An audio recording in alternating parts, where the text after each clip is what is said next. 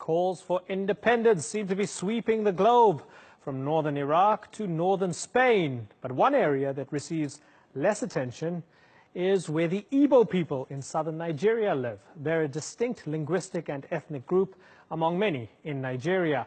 They're pushing to break away from Abuja and form a separate state called Biafra.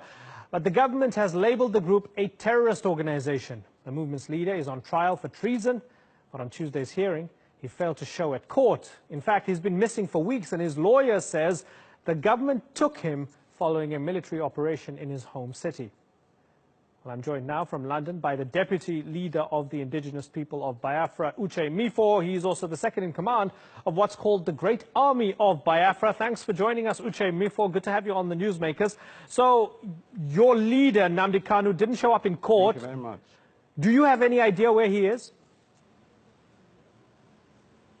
No, I don't. I don't have an idea.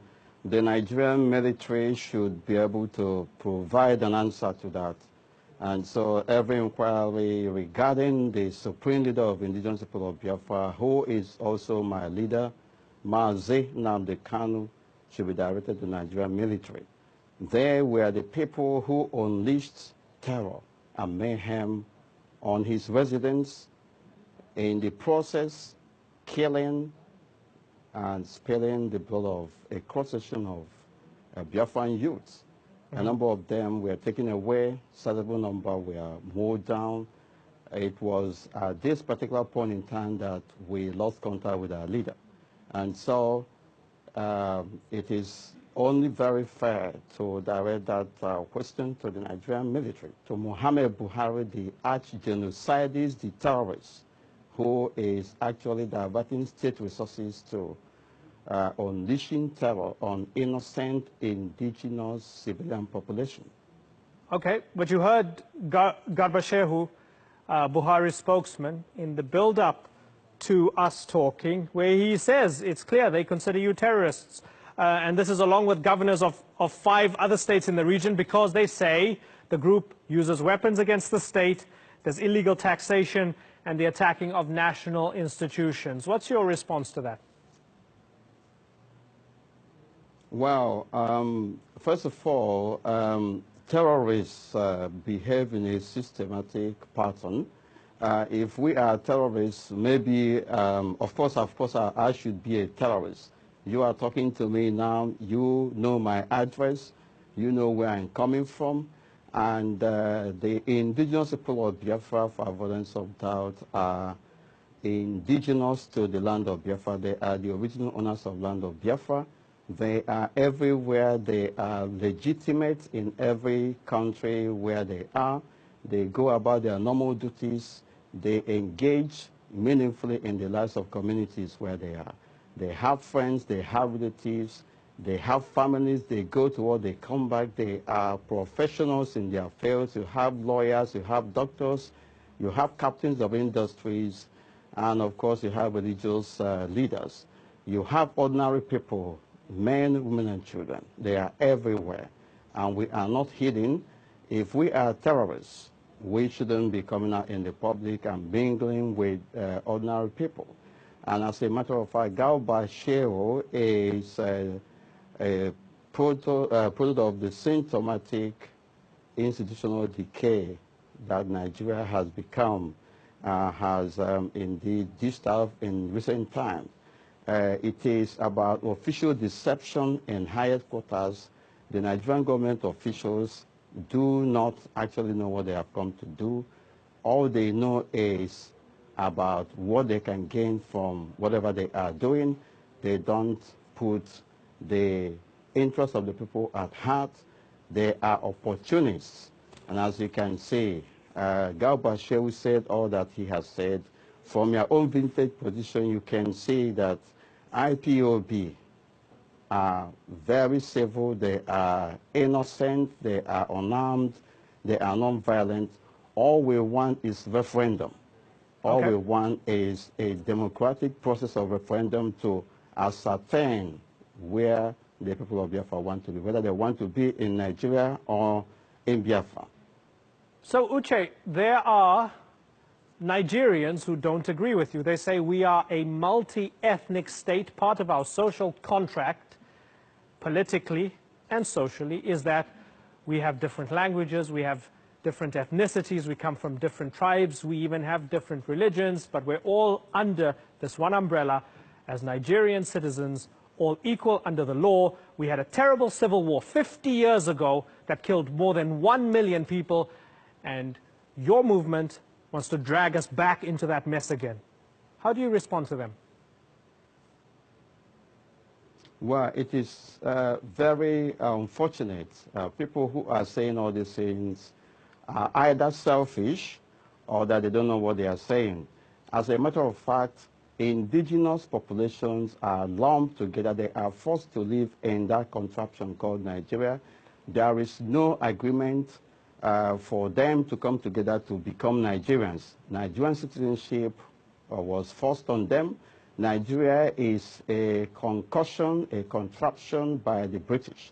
It is a Rugadian creation. It is an evil empire where people from diverse cultures, people who don't have any value, common value system, no common religion, no social, no common cultural values are brought together to live. And what you are seeing today is the consequences of that forced union.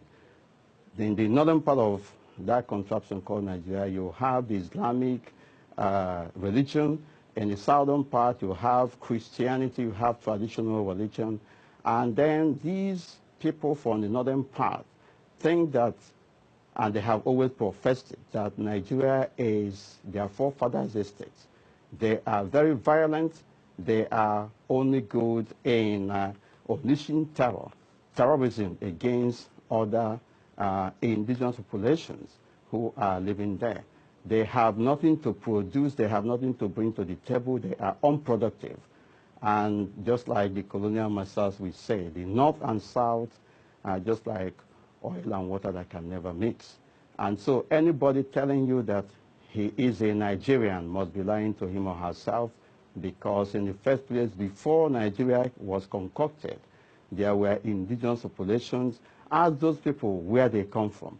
If you are accosted a Nigerian now, anybody that claiming that to be a Nigerian, and ask him where he is or where she is coming from, he will definitely go back to his ethnic or cultural origin. But what's the problem of? What's the problem with having? Origin. Certainly, what's the problem with having an ethnic background, an indigenous background, your own religion, which might be from where you came from, but also being a Nigerian citizen and agreeing to be a part of the political system of Nigeria? Why do the two have to contradict each other? Why does everybody with a different ethnic identity need their own country? It is symptomatic for evidence of the fact that Nigeria is not working. It is an eloquent testimony of the fact that people who are lumped together in that contraption called Nigeria are not supposed to be together. In United Kingdom, here where we are, you have people from Wales, you have Northern Ireland, you have the Scottish people. But they are all British people. They don't go towards digging up where they come from and all that. But in Nigeria, that is a different thing altogether. Our cultures are hostile to one another. Our religions are hostile to one another. We don't have common value systems. Are your religions and so only... everything is imploding. Okay. Again, okay. ask yourself okay, why we are always talking about unity. Okay, hold on. Why are we forcing ourselves to unite? You say our religions are hostile to one another, which leads me to ask you about what Nnamdi Kanu told the BBC. And this, I think, is a really important line here. When I first read it, it jumped out at me, and I thought maybe he was misquoted, but it seems as if he wasn't. He said, should any other part of Nigeria wish to join Biafra, they are welcome to do so, as long as they are Judeo-Christian, the value system that underpins Biafra. That sounds like an exclusionary, supremacist mentality, doesn't it, Uche?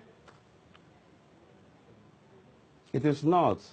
Tell me why. Northern Hausa Fulani, I'm telling you, the Northern Hausa Fulanis have started right from the outset to exclude others.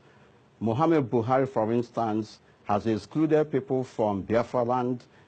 He has been saying that we do not vote for him. He compared us to 5% to 95% and all that. You must have heard it. And so the issue of hate speech, the issue of hate conduct started from Ahmadu Bello. So let me ask you, is there any law on the books of Nigeria? Muhammad Buhari is carrying it on. Is there any law on the books that you can name to me right now on this program that discriminates against the Igbo people?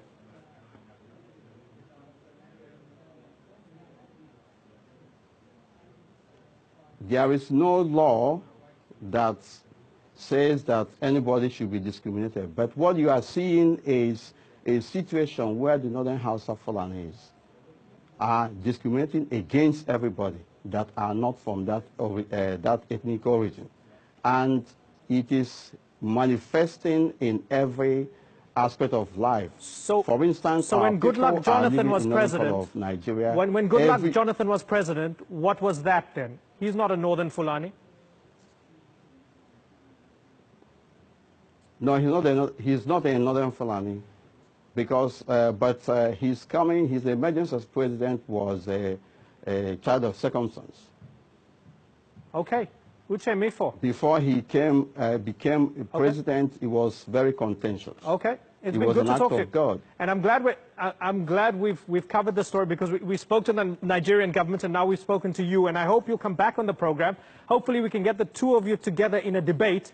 That would be fantastic to host. Uche Mefor, I thank you for joining us here on the Newsmakers.